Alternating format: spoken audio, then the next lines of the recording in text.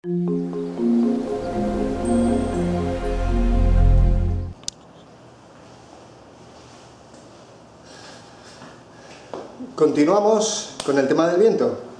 Hasta ahora estamos hablando de que si hay tantos kilómetros por hora, tal.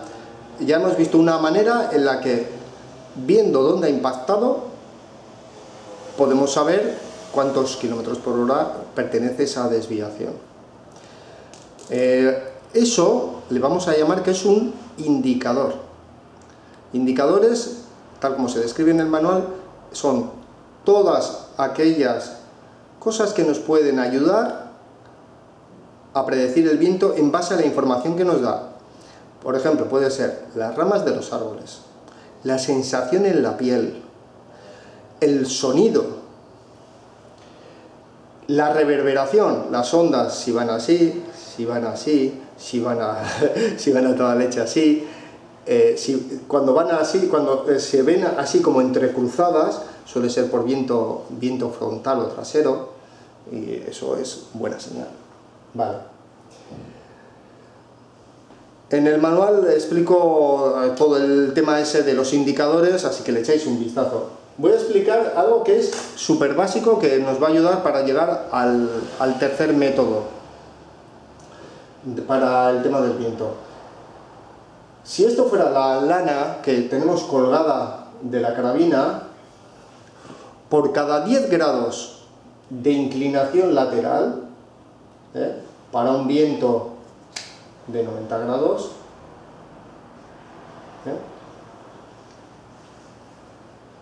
por cada 10 grados es 1 kilómetro por hora. Esto sería 1 kilómetro, esto serían 3, estos serían 5, 45 grados, 45 grados, que sería esto, sería unos 5 o 6 kilómetros por hora. Ya cuando pasa de los 45 kilómetros por hora serían 8, y cuando la lana ya se nos pone recta, paralela al suelo, de 10 o 10 para arriba. Y cuando es 12, cuando es 15 y cuando es 20, lo que hay que hacer es, como sea, esperar a que baje de 10 hacia abajo. ¿Por qué? Porque de 10 kilómetros para arriba el viento nos mueve. Y si nos estamos moviendo, la llevamos clara. Entonces lo que hay que tener es mucho temple y gestionar muy bien el tiempo. Aquí no hay magia, no hay super tiradores que controlan el viento, que son la mega leche y tal y cual. No, lo que hay gente, yo creo que es que conocen muy bien las limitaciones que hay y esperan a las condiciones más óptimas que puede gestionarse dentro de esos 3 minutos. Algunas veces, incluso la más óptima, significa disparar con viento de 8 km por hora, en vez de con viento de 3. ¿Por qué? Porque a lo mejor ese viento de 8 es muy noble, es a 90 grados, aguanta 6-7 segundos, 8 soplando de manera constante en ese ángulo y con esa fuerza. Entonces dices, mira, espero a ese viento porque el otro y ya me he comido algún borde por dispararle dentro o al lado y resulta que cambió muy rápidamente o lo que sea, ¿no? O puede que haya vientos cruzados cuando hay vientos de baja velocidad. En cambio, cuando hay viento de alta velocidad es más noble en toda la línea y por lo tanto espero a ese viento más noble, aunque sea más rápido. Bien, como decía, tenemos que por cada 10 grados es 1 kilómetro por hora. Esto lo he comprobado yo tanto con la lana como con las cintas de balizar de 1 metro que hay en el campo de tiro. Fue como me di cuenta, con el anemómetro puestas al lado de ellas, lo explico ahí en el manual. Cada 10 grados 1 kilómetro por hora. Bien, entonces nosotros ya tenemos un dato más para poder jugar, que es el tema de la lana, ¿no? Y con esto ya sabemos cuántos kilómetros por hora hay. Si resulta que tenemos añadida más un hilito más finito para detectar ese viento de 1 o 2 kilómetros por hora, para que sea más evidente, que no nos despistemos, pues mejor, es un indicador más. Una ayuda más, no es la única, porque algunas veces nos puede pasar que esto sea falso, porque durante el trayecto, por lo que sea, hay un viento que nos da mucho más. Entonces tenemos que estar súper atentos a esto. Este ojo, el izquierdo, siempre tiene que estar abierto casi hasta el momento antes de soltar el tiro, porque tenemos que controlar el entorno alrededor del blanco. Esas puñeteras hierbas que están a 30 metros, las ramas de aquel arbolito, porque si nos metemos encima del blanco, cerramos el ojo y estamos 20 segundos con el ojo cerrado, es como si hiciéramos esto. Este sería el kill zone y es como si hiciéramos esto. Cierro el ojo izquierdo, que sería hacer así, estoy viendo esto, ¿qué está pasando alrededor mío, alrededor de esta mano? Pues no tengo ni idea. Por eso tengo que estar controlándolo y ya cuando voy a soltar el tiro, si quiero, ya lo cierro y que sea muy pocos segundos los que estemos con los ojos cerrados, porque nos la mete doblada el viento. Algunas veces sí y otras veces no, pero la recomendación es que lo controlemos. Bueno, con esto yo me di cuenta que teníamos un problema, y es que a mí me costaba muchísimo saber con qué ángulo estaba entrando el viento. Quiero decir, con esto me da la intensidad, pero el ángulo no lo sé. Entonces, ¿qué hemos hecho muchos? Le hemos puesto la famosa veleta. La voy a hacer más grande. La voy a hacer así. La veleta, que es con una plumita colgada y demás. Con esto, el ángulo es una gozada, porque lo podemos saber a la perfección. El ángulo teórico, cuidadín, que luego en el campo algunas veces va muy bien, otras no. Insisto, es un indicador más, no el único en el que nos tenemos que basar. Por lo tanto, si vemos que nuestra veleta es como si fuera ya un reloj, nos dice que está a las 4 de entrada, pues sería multiplicar por 0,8. ¿Qué es a 45 grados esto de aquí? Pues multiplicar por 0,7. Tenemos la pluma aquí, 45 grados. Sabemos que es escala de 5 o 6 km por hora. Joder, de maravilla. Vale, bien, ya sabemos que estamos en esta escala de aquí. Estamos en esta escala de aquí, de viento. Y además sabemos que la veleta se mantiene apuntando durante 10-15 segundos, así, de esta manera. Vale, ya sabemos exactamente cómo viene. ¿Cómo sería? De corrección, por ejemplo, vamos a hacer yo lo que hago es, lo que hacía, porque ahora voy a cambiar de método, lo que hacía es, me siento, ya estoy viendo el viento que hay ya por las hojas, por las hierbas, por la sensación en la cara. Una vez que me siento ya veo la inclinación que puede tener la lana y la orientación de la veleta. Y me cojo y me vengo aquí y me digo, vale, creo que estoy en la escala de, por ejemplo, 8 km por hora. Y me vengo aquí, mido el blanco y me da, imaginaros, 40 metros. Serían, corrección, 43 milímetros. 2,2 mil dots. Bien, una vez que tengo esto, yo ya sé que esto sería para 90 grados, con viento entrando a 90 grados. Yo lo que voy a hacer es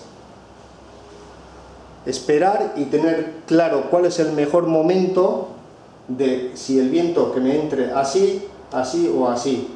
Porque me puede ocurrir que esto solamente lo haga durante un par de segundos o 3 y luego cambie y vaya girando y demás. Entonces voy a intentar disparar en el momento más claro, en el que el viento se mantenga más tiempo a ser posible en esa orientación y fuerza. Si fuera a 45 grados, vamos a suponer, porque yo veo la veleta que va a 45, sería multiplicar por 0,7. Esto es fácil de hacer. Hemos dicho escala de 8, vamos a poner escala de 8 y 43 y 40 metros, 43 milímetros, 8 por 4, 32, 3 centímetros y medio y ya está, o 3 de corrección. Y tenemos un problema, y es, sobre todo los PCPs, tienen una gran ventaja porque su arma al disparar acá apenas se mueve. Por lo tanto, pueden ver en muchísimas ocasiones, si el ojo se mantiene apuntando al sitio a donde va a caer el balín, pueden ver la trayectoria e incluso muchas veces dónde impacta el balín. ¿Qué ocurre? Que si yo tengo el visor y este es el kill zone y yo estoy apuntando, estos son 4, vamos a poner que le saco 2 centímetros, y estoy apuntando aquí, estoy apuntando con el centro del cruz porque yo sé que tengo que corregirle 4 centímetros. ¿Qué es lo que ocurre? Que el ángulo de atención buena va a ser este, pero el impacto va a estar por aquí, con lo cual en muchas ocasiones no vamos a ver el impacto. ¿Qué es mejor en este caso? Ya cuando nos alejamos mucho del kill zone, cuando ya nos salimos fuera del kill zone, es conveniente disparar con 1000 dots. Que nuestro foco de atención vaya al 1000 dot de la escala del viento que tenemos preparada. Que nos vaya a la escala del viento. Por eso yo lo tengo en milímetros y en 1000 dots. Porque a velocidades bajas, como la corrección es pequeña, normalmente utilizo la corrección en milímetros porque soy capaz de apuntar con más precisión apuntando con centro de cruz que con dots. A velocidades altas la escala ya es más grande y nos desviamos mucho del punto de impacto, y de esa manera podremos ver si efectivamente ha impactado aquí o ha impactado aquí, porque nos hemos quedado cortos de corrección, o ha impactado aquí porque hemos corregido demasiado. Es muy importante aprender a disparar con los 1000 dots.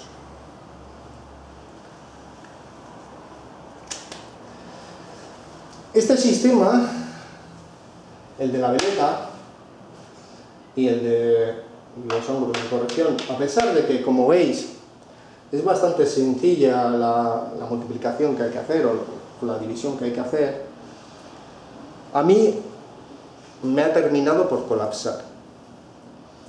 No es la primera competición que me ocurre, de hecho en la de Brunete me ocurrió que los cambios en el ángulo y en la velocidad eran tan rápidos que tener que recurrir a, vale, escala de 8, multiplico por 2, o sea, multiplico por 0,7, dividido entre 2, encima con el cansancio que tienes y con el calor arriba a 40 grados, o puede ser frío o puede ser lo que sea, y ya me he dado cuenta que me es muy difícil de gestionar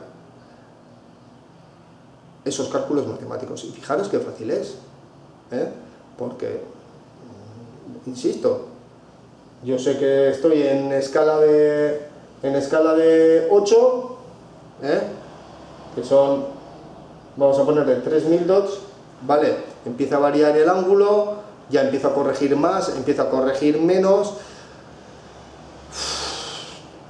me colapsa, al final me acaba colapsando.